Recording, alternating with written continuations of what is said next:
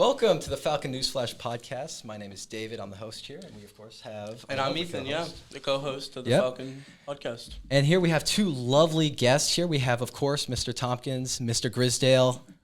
Feel free to introduce yourselves. Well, sorry, I messed that up, but... What do you guys do here? Generally, I'm not supposed to introduce people. Anyway, welcome to the podcast. It's our first episode, and we love to have you on. We have some questions here that we prepared that I think you sent in. Either way, first one, big one here is the fact that, the school's named after you. Could you just tell us, how do you get a school named after you? What did you do to have that happen? If I were to tell you that I worked hard every day, that would be kind of like an oxymoron. But the whole thing you asked to is that I was able to contribute a lot to the district in different ways, and they looked upon that, and upon my retirement, that was part of the consideration. I brought some things to the district that helped improve the district in performance and also in standards, and from that point on, it just became a part of what they're looking for in a namesake, and I take that pride in that they looked upon it, and here I am. Yeah. I can talk a little bit if you want me to about the actual process. When I was named in, I think it was October of 2012 to be the principal, then took over in January of 2013. And one of the first things we did was look at the naming of the school, and the district put out a questionnaire taking nominations for names for the school.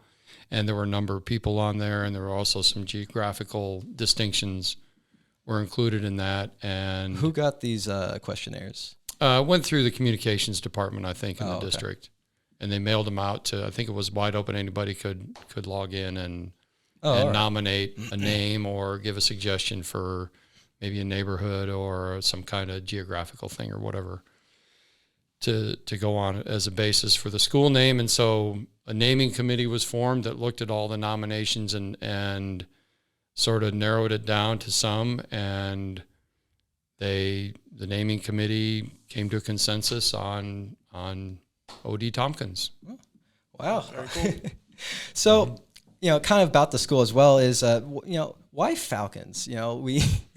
I don't mean to be rude. I personally, I like Falcons, but why did we choose that? I heard there was apparently it was between that or Titans or something. Well, when we went to some of the schools we went to all the schools where the kids are going to be zoned here the next year.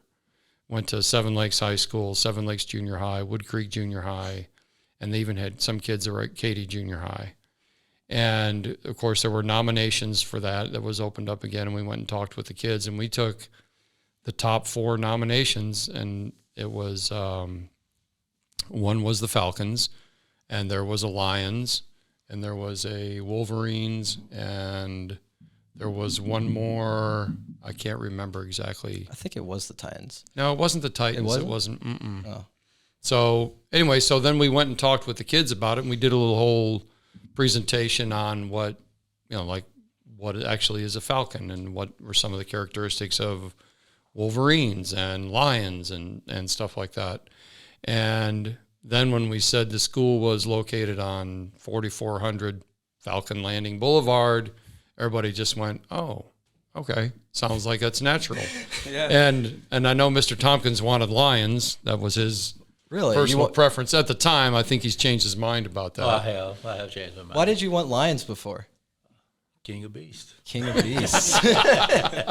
You want to be the best of the best. If it's going to be my school, I might as well be the top. King of the Beasts, that's it. Yeah. So actually, when we let the kids that were going to come here voted on it, and it was a 6-vote difference between Falcons and Wolverines. Wow, and that was 10 years ago. Also, Yeah. How's it feel? Keep in mind, I don't know. I feel like time can fly by fast, especially. I don't know about students because every day you're learning something new, and that day almost seems longer. But have you ever noticed how a summertime, like I said, especially for students, it just the days just blend into one another, and next thing you know, it's been a full 3 months, and you're like, what happened? So how does it feel? We're having the 10-year anniversary this year. I'm amazed. I never thought about 10 years when. It came up back in March when we're getting prepared for the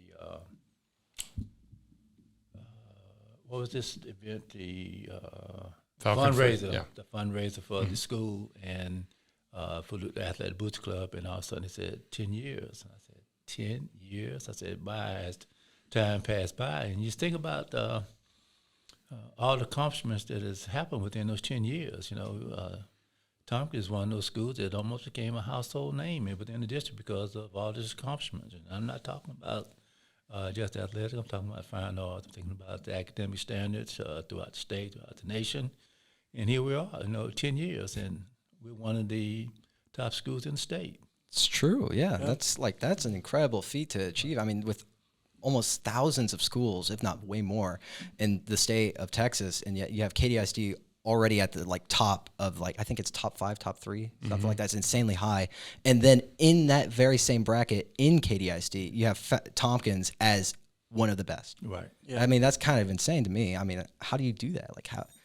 How did you have any? I'm assuming you had some effect on that. I have any effect on it. That's the leadership. That's the leadership. All right. I get it all to Mr. Grisdale.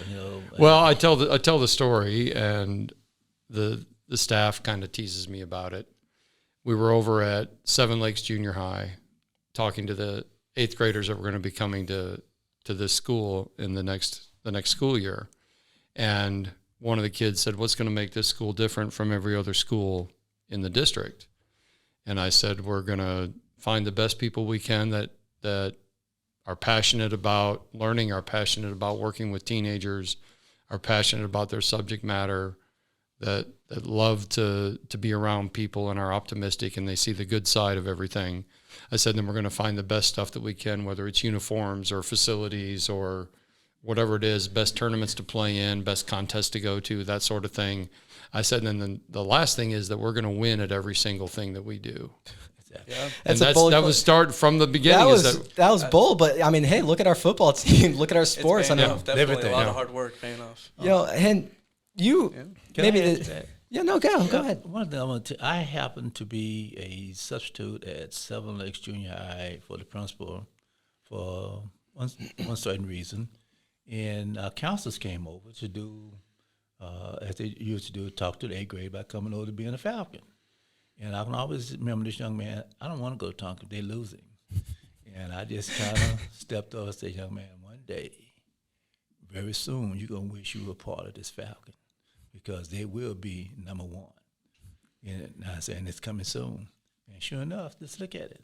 We are doing pretty good within the district. We are doing very well. Doing great. Yeah, and I think it all goes back to people we hired, core department chairs, whether it was for fine arts or English or math or whatever.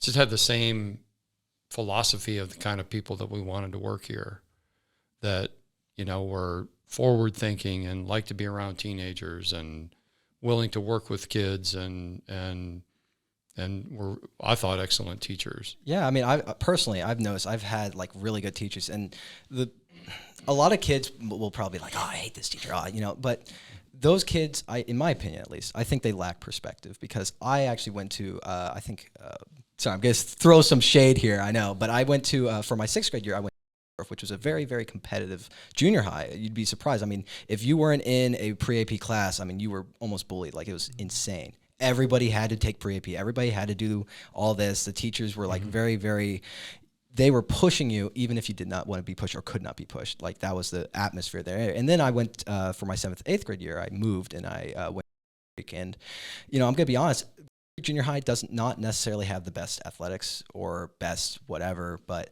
it was definitely a way more inviting learning environment. I felt like I was actually learning stuff, and I realized what it had meant to have a good teacher, because in my 6th grade year, I just had these teachers. I mean, I only had one teacher. It was my math teacher. It was really nice. But besides that, I mean, most of my teachers were just they were only concerned with results. They weren't really caring about the students. And I see that here in Tompkins, where, the teachers are actually trying to get students to understand stuff, even if it seems hard. I mean, you can ask any physics student, they'll be like, "Oh my God, I hate physics." But they hate the content. They don't necessarily hate the teacher, Can I reverse that on you right quick? Huh? Can I reverse that on you right quick? When I say reverse, I'm first the statement. What I want to tell you is that a lot of times the teachers here are like your parents. You don't always get what you want. It's true. But in the end, they give you what you need. And that's what the teachers are doing here. They're giving you exactly what you need, and that's called respect. Is that like a quote? I feel that feels like something that could be like put on like a statue or something. Yeah. No. Yeah. So, Mr. Tompkins or Mr. Grisdale. So, actually, Ethan, do you want to ask this question? What question? The first person to put on the mascot. Do you remember who it was? Right back to the Falcons. Well, only because you have it written. My bad. Don't look. Don't look. That was a long time ago. I probably wouldn't have remembered unless you had given me a hint that it was Coach Mudd. What about you, Mr. Tompkins? Yeah. I don't even have an idea. Did you guys have any input on the costume design, or would you just kind of like outsource? Yeah, that it? was basically the cheerleader advisor at the time. Oh, the okay. cheerleader coach kind of came to us and said, "Here, we want to get this," and I said, "Okay, looks good." Looks good. Then next thing you know, I mean, we see that mascot at all our games. I mean, Well, they wanted to call it Freddie the Falcon, and I They said, did? "Yeah," and I said, "Freddie, no." I said, "What about Mr. T?" Mr. T. Way What does more Mr. T recognizable mean? name. Because that was his, when he would always sign off on his emails. Oh, Mr. Tompkins would put down Mr. T. wait, that's where that comes from. Is when you used to sign off on emails, you put Mr. T. That's all I put down, Mr. T. Oh my God. Okay, we just discussed. Oh, hey, Ethan, that camera, stop recording. Okay. Well, You'll fix that real quick. no, it's good. Let's keep going. Okay. It's fine. All right. It's fine. Technical difficulty. Technical difficulties, but All it's right. fine. Anyway, yeah, go ahead. I want to talk about online a little bit, the online presence of the school. There's a hashtag FP14 What does that mean? So that was a hashtag, a line that we came up with that to try to instill some pride and some spirit and some dedication. And the FP stands for Falcon Pride, and 1440 is if you take how many minutes in an hour by how many hours in a day, it's 1,440. And it just kind of came together, Falcon Pride every minute of the day. Yeah, that definitely sticks. You know our Letterman jackets, how it's like all navy. Mm-hmm. What did you guys have any weight on that? I'm assuming you had some weight, but like, did you have any design behind that, or was that again by like kind of like with the mascot, someone else did that? No, it was a campus-based decision after we opened, and we looked at some different types of jackets that were out there, and it's kind of a funny story. You wouldn't believe it now, but at the time, the Houston Texans were pretty good in football around 2013-14, and they were going to go play a game in New England. They were undefeated at the time, and they said, we're going to wear these new Letterman jackets that they had, and they had All navy, the navy sleeves and the navy body with the crimson and white piping around the sleeves and the neck. And we thought everybody else seems to have a two-tone jacket pretty much. So why not go one tone? Why not Try it go out. uniform color? Yeah. Speaking of which, how did we get crimson, navy, and white for our school colors? That was determined before I was even named the principal. Oh, wow. Before even you? Yeah. Oh, okay. So they like decide this stuff ahead of time. Oh yeah, do. They have committees. Yeah. Wow. So there's like a whole community like, what colors should we pick? Yeah. Which ones? Yeah. Yeah. Like with Jordan with the black and gold, that was determined probably before the school was even built. Did you even have any input or no? No, not on the colors. Not at No. all? Okay. All right. Nope. But what about the cap and gown? Because the cap and gown is just almost, so we had all navy for our Letterman jackets, but the cap and gown for graduation, it's all crimson, right? No, the No. gown is Oh. crimson and crimson shoulders and navy Navy. Navy Oh, yeah, body. yeah, yeah. Sorry. Yeah. with the little falcon emblem on the chest, And then the top, the cap is crimson. yeah. And how does something like that get designed? Because So that was the senior.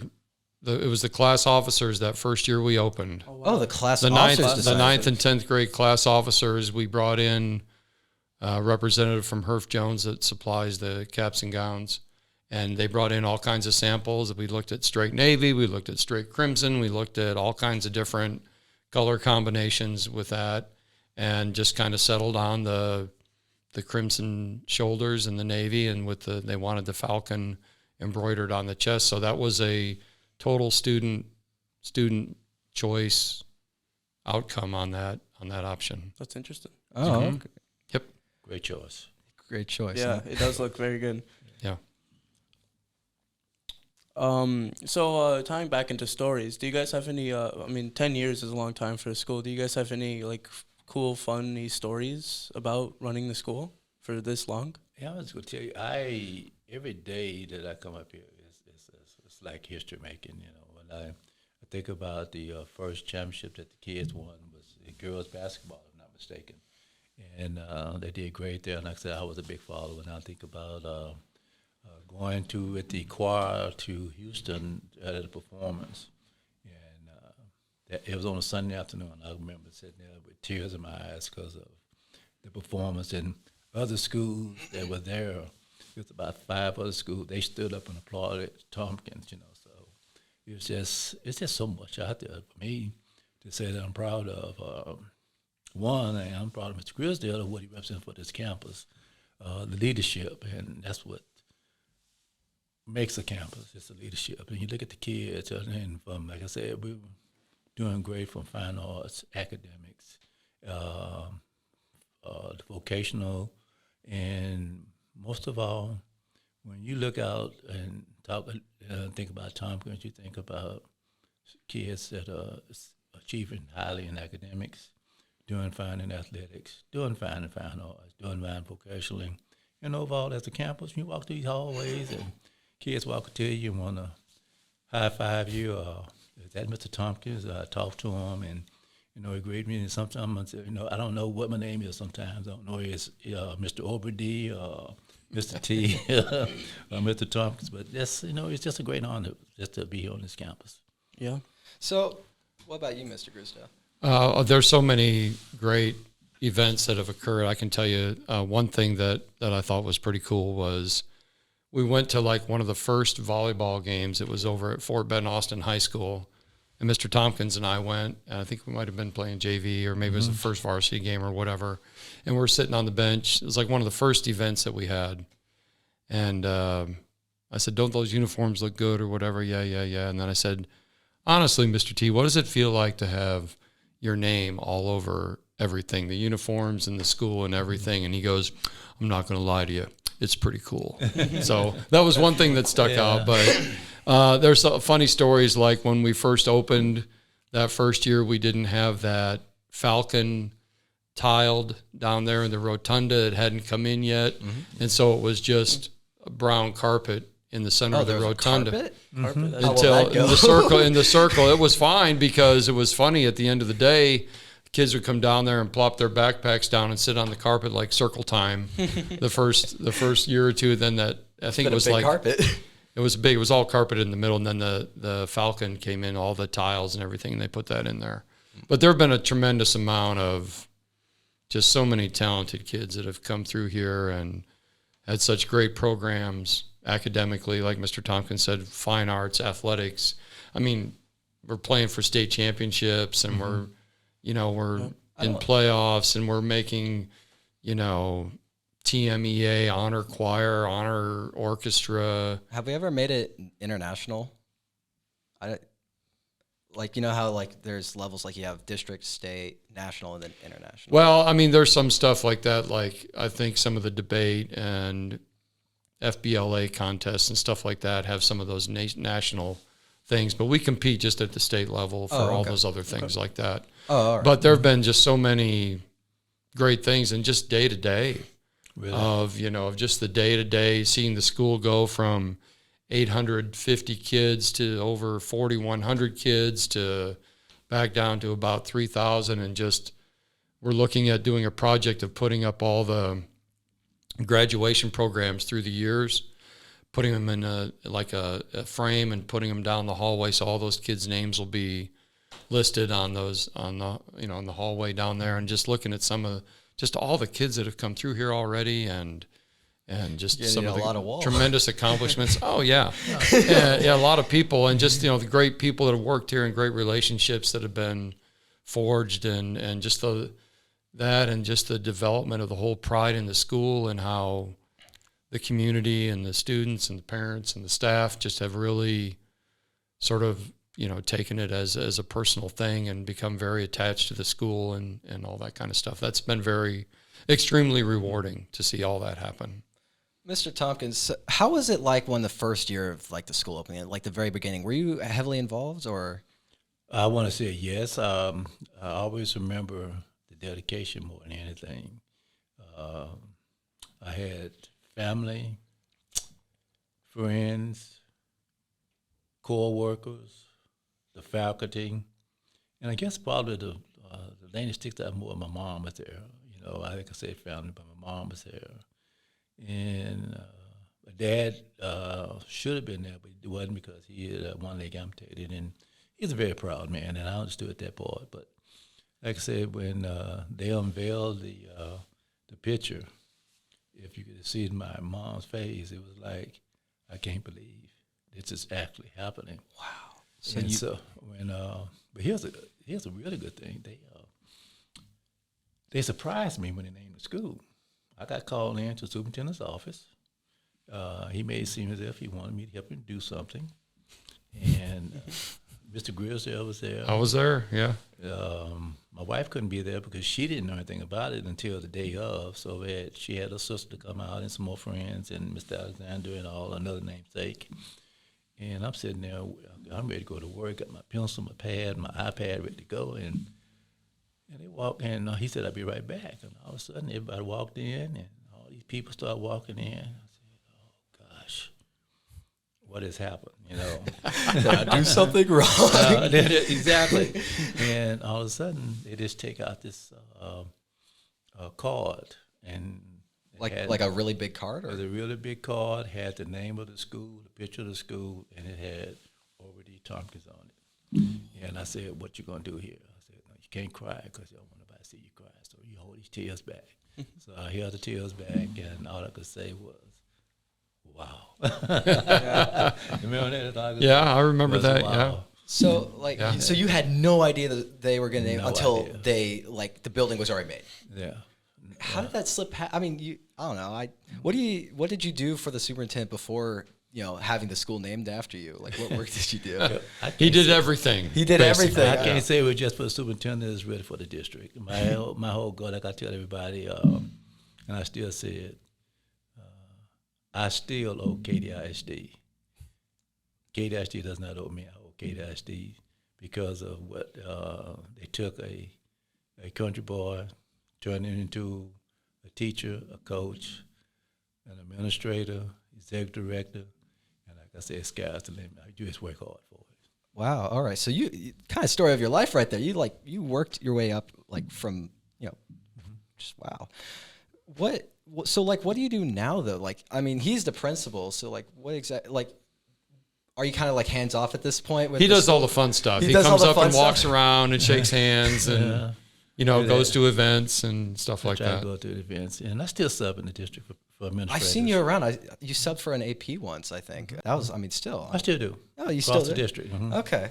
So like across the entire district, not just Tompkins. Since I've been retired, I've been to about 13 different schools. So you just go to school, be like, hey kid, Yeah. guess why? I got a school named after me. No, I don't do that. You don't do that. I don't do You're that. a humble man. I never tell anyone who I am. You don't tell them, really? No, they just have to find on their own. I just work hard to. Even if they ask. If they ask me, I would tell them.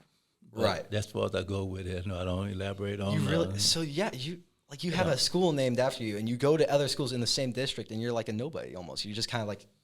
I feel You just present yourself as you are. You don't like let any reputation carry you. I'm the principal in charge of either the school or the grade level they assign me to. That's all I do. No name. Wow. That is insanely humble. I don't know if I could hold a light to that. I mean, I don't know. I don't mean to brag, but I would probably be like, yeah. I kind of like, school named after me, I have a daughter that works at Beckendorf, and her grandson was with me one day, and Coach McVeigh asked me to come talk to the football players. And my grandson was with me. He walked in, and he had his seat, and this young man that my daughter had taught said, texted my daughter and said, your son is here with Mr. Tompkins. Why is he here? And she told him that's his grandfather. And he said, if that was it, I'd be telling everybody, but we don't do that. It's just one of those things.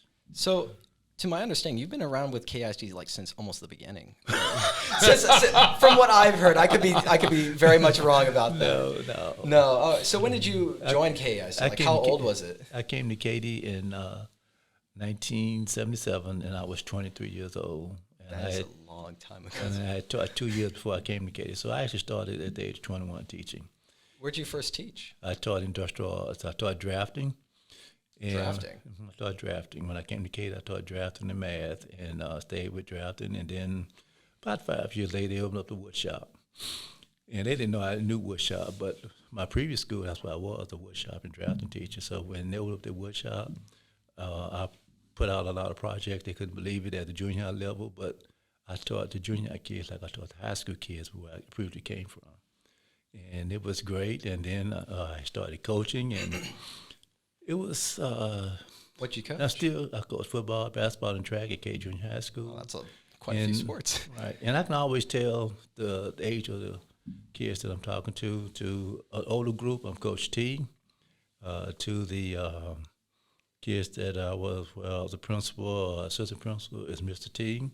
And now it either call me Mr. Tompkins or Obra D, so I know what group that's me. So it's great. I have a great ride. And that's why I tell you, I owe KDISD because they've been great to me. I can tell. I mean, look at you. So I guess this is kind of for both of you, but what is it like to run a school? I mean, you had some experience, or not some, you had like a great deal of experience being a principal or an AP of some kind. What is that like, you know? Most parts of most days are really, really good. But there's usually some part of every day that's probably going to be slightly negative, I guess is a good way to say it. Mm-hmm. Sometimes that's 2 or 3 minutes. Sometimes it could be 3 or 4 hours. But otherwise, most parts are really, really good. Is it mostly laid back, or you just got like a ton of work, but it's like not a big deal? Never laid back. Never laid back. I mean, well, you figure there's 3,000 teenagers coming in here every day. There's nothing going to be laid back about that, right? And they have cars. Some of them have cars too. So that's Hey, I guess I'm in that demographic. Yeah. But I mean, after I've been a high school principal now for 15 years, and been in public education for 38 years as a teacher and then administrator. So just over the time, I don't know if it gets any easier, but you learn how to handle things, and you learn how to through experience, how to do things a certain way, and you trust my instincts a lot more about this feels like a good thing, or this probably feels like it's not going to be so great.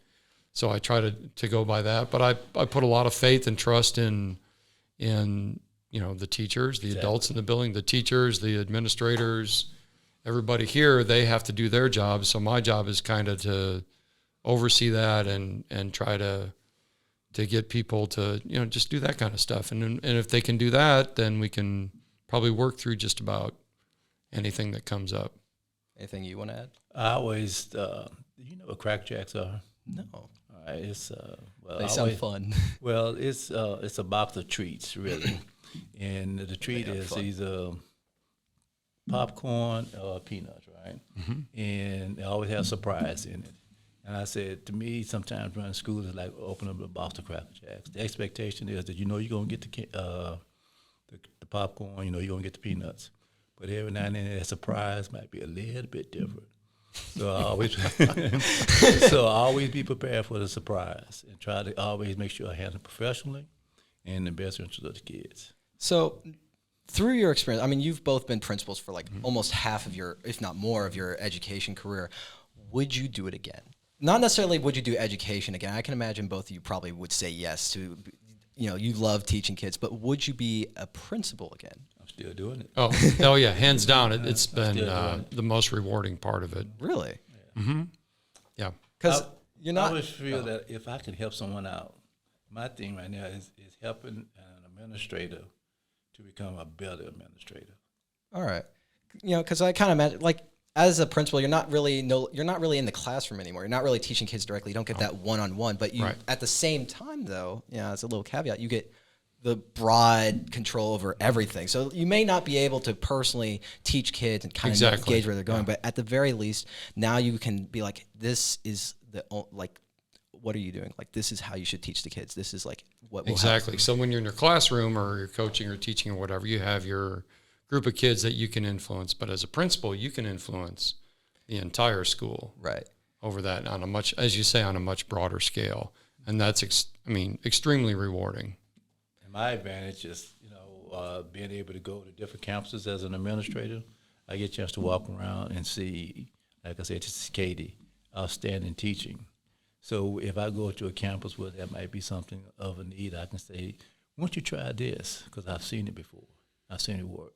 So being able to go out, help a teacher become a better teacher, or help an administrator become a better administrator, or help the student to understand that their responsibility is to learn, that's what I do. I love doing it. Do those students or teachers ever write to you, or I guess type up an email or talk to you after they've graduated or after they moved on to a different job? Or I guess in teachers, they're still at the same school? They do. They do? What do they say? There are times when the principal asks me, what do you see? And I just tell them, I see good stuff. Administrator asks me what I can do to improve. And I tell them to just be strong and do your job. And when it comes to, seriously, that's what it takes. Just be strong. So many times, one thing we don't do is go ahead and be a friend. Y'all have enough friends. You don't need us as friends. That's a way to look at it, I guess. So all I do is, when it comes to students, I have to make sure they're respectful and understand the guidelines that's been put out there. They might not agree with them, like I told you earlier, but it's there to help them to become a better person. What about you, Mr. Grisdale? Well, I just reiterate that too. If you're talking about kind of impact you can make or advice, just do the right thing. I've had a lot of issues with, as every principal would, with kids that make poor decisions and try to work their way out of it. And the bottom line is you just do the right thing. I was told when my first administrative job was, but the area superintendent told me, just whatever you do, just do the right thing. So it's a lot easier said than done. Well, exactly it is, because if you just try to do things the right way, it's not always going to be well received by somebody, and then don't do people favors that go around the rules and don't grant certain privileges to certain people. Just do the right thing. And some people, in the end, it usually works out pretty well, but that's where I think as a principal, you're faced every day with decisions, tons of decisions every day about because if you make this decision, things are going to go this way. And if you make this other decision, they're going to go that way. And then you also have to look at what all the effects are going to be if you make certain decisions. And so that you just try to do things that are in the best interest of the students, the majority of the students, and still try to have an individual, spot for, handle things individually as they come up. But the bottom line is you still have to do the right thing. And sometimes it's not an easy thing to do. And like Mr. Tompkins, I'm sure, has a whole book full of stories about making decisions that were unpopular or not well received, and people disagreed with them, but turned out to be the right thing. Speaking of time, you guys, when COVID was first coming around and like nobody quite knew what was doing, like what was your reaction? Like what were you thinking? Like how should I influence? Did you even, or was it, would you even have like any influence over the school, or would that more come down from even higher up? Like the district would decide to shut down the schools or to do certain things? Yeah, well, that was all uncharted territory for everybody. Right. And so we were trying to, maybe you've heard of the term of build the airplane while you're flying it, or remodel the airplane while you're flying it, and change the engines while you're up in the air. And so we were, like everybody else, just trying to figure things out. So it was a lot of trial and error and trying to make what we thought were the right things to do for everybody. It was probably the most bizarre thing I've ever seen or been a part of. And yeah, a lot of stuff changed. I mean, people kept changing. They're like, "Oh, wear masks. Don't wear masks. Do this. Don't do this. Don't open the schools. Open the schools." We'd be on a Zoom in the morning and make a decision to go one way, and then something would come down from the health department or whatever. And in the afternoon, we'd have to change it, and it was very frustrating for teachers and students, I'm sure. So, But like, were you in charge of, at least with this school, obviously, were you in charge of certain measures, or did that come from above you? They gave us protocols that they Okay. wanted all the campuses to follow, and then we had to try to find a way to implement those the best way that we could. And it was obviously quite a bit of a bumpy ride at the very beginning. Oh, for everybody. Yeah. I mean, I don't know. I remember distinctly. It was, I think, 8th grade year. Yeah, 8th grade year for me at least. I was like, oh, COVID, it's not going to be anything. I'll see you guys after the spring break. And then No spring break. never saw them again. Right. It was a very long spring break. Yeah. Oh, man, that was crazy. Yeah. Anyway, look at me going all by myself here. Ethan, you want to add anything? I want to tie back into the advice thing. You said, like, always do the right thing. Is there anything else that, like, you learned, like, any lessons that you learned while teaching and having Sure. all this experience? Absolutely. And Mr. Tompkins can probably reiterate this, is that no matter what a student does one day, may not have done anything for 2 years. Tomorrow that light bulb could go off for that person. They could have an awakening and decide that, you know what, I haven't done anything for 2 years, so today might be the day that that person's going to turn it around. So what we've tried to do here is hire people that are never going to give up on kids and treat every day as a new day. As because I've seen it. I've seen kids that have struggled for a couple years and then have come back to see me and say, I've turned my life around and went to college, got a job, and do all that stuff. So I believe that if you don't give up on people, that eventually they figure things out. Some just go at different rates and different speeds to figure things out. And I tell the teachers all the time, whatever you do, just don't treat every day like it's a new day. Give them another chance. I mean, there's consequences for your decision. Sure, they have to do that. I mean, if you flunk a class because you didn't do anything, that's the grade you deserved. Yeah. But then someday that kid may decide that today's the day that I need to get my stuff together, graduate, and go do something productive. Yeah. And Mr. Tompkins, I'm sure, can probably rattle off hundreds of similar stories about that, but it's always, like we say, hire positive people that believe and like kids and like to be around them, and then we can, maybe some of those kids, we can have a quicker influence on them to do that kind of thing. So I think that's the one big thing, is just don't ever give up on those kind of people. Definitely some positive advice. Thank you guys for your time and doing this podcast with us. Yeah, lots of experience, lots of wisdom from you two both. Thank you. We try our best here. We got most of the equipment here we've kind of just scraped together, and I think it turned out pretty well. I think it's great. It's great. Like I said, like he said, my bad, like he said, thank you guys for coming on. I think this would be a great first episode. We obviously had a little bit of camera trouble. I hope that's not a problem for you guys in the editing room. Hi. No, it's great though. I appreciate you guys having us on. It's always great to talk about the campus. It's just been a tremendous experience for me, and and I know I speak for the staff, is that we're constantly impressed by And me. and the quality of students that come through here, and that really, just the way everything works. It's not perfect. You're dealing with people. It's never going to be perfect. Especially teenagers. Yeah, but then you always, you just try and do the best and try and do the right thing. And I think that it'll work that way. And it's been a pleasure to work with Mr. Tompkins. And I always say to him after big game or performance or something, I said, I hope that we've made you proud. We always do. Quick question before we go right out the door here is, what made you guys want to teach high schoolers? At least when you were first starting out. Well, that's why I started off at high school. And I went to junior high, and then I came, started off as a junior high AP, junior high principal. Then I said, it's time for a change. And all in all, I'm one of those that when I get to a certain point, and I think I've accomplished some things, I don't want to be bored. So my thing is always to keep moving up. And I got a chance to go to high school, and fell in love with the kids. But see, when you're dealing with high school, you're dealing with young adults. And when you talk to them, it's like talking to an adult. They might not always act like one, but they're still just a young adult. You talk to them, and you kind of get a feel that, you can make a difference in life. And you talked about earlier, say right now, I can go out in the Katy area, and there are students that I've had either at May Creek or McDonald or West Memorial, even the Katy Junior High School. Like I can tell you, either Coach T, Mr. Tompkins, or Mr. T, they still show their respect.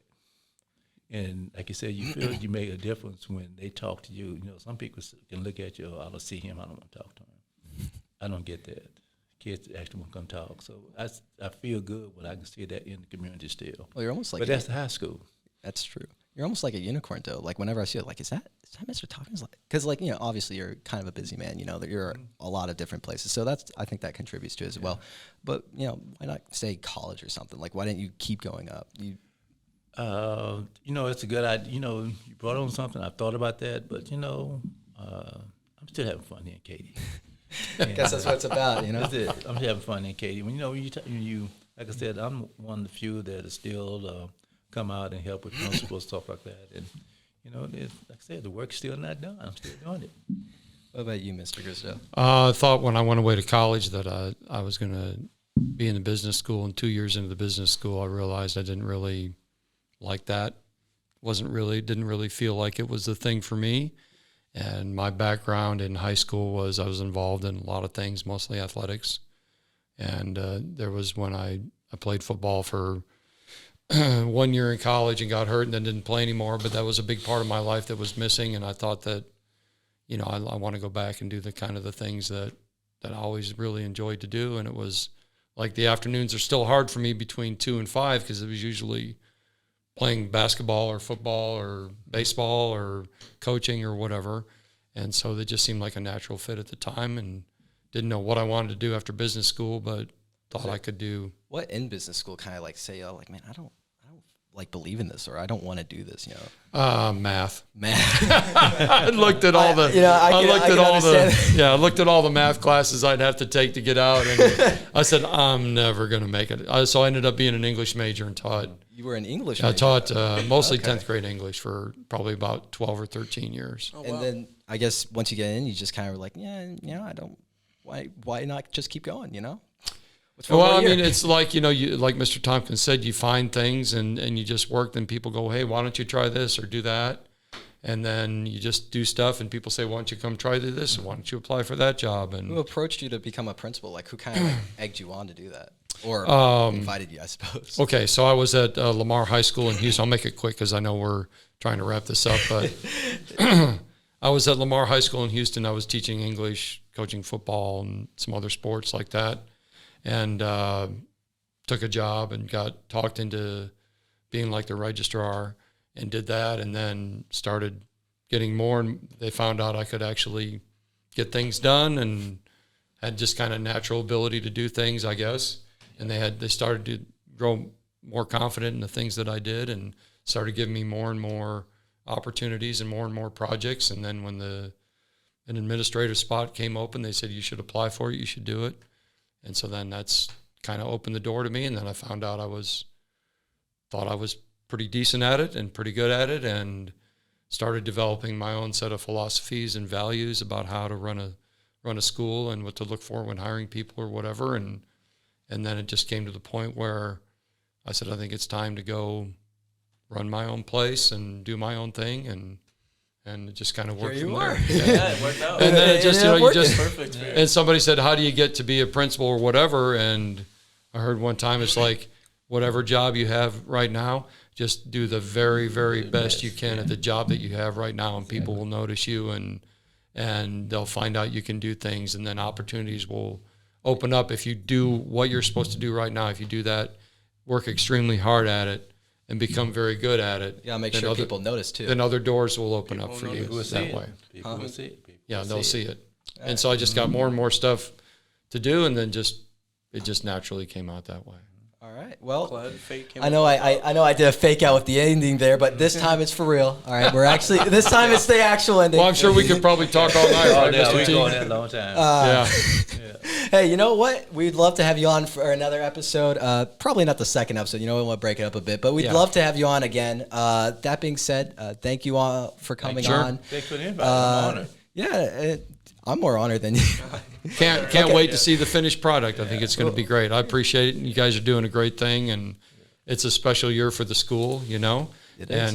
And it's good to talk about all the great things that the school has done. Thank you very much for the invitation. All right. I appreciate it. That being said, that was the Falcon News Flash podcast. Name still pending. Thank you for watching.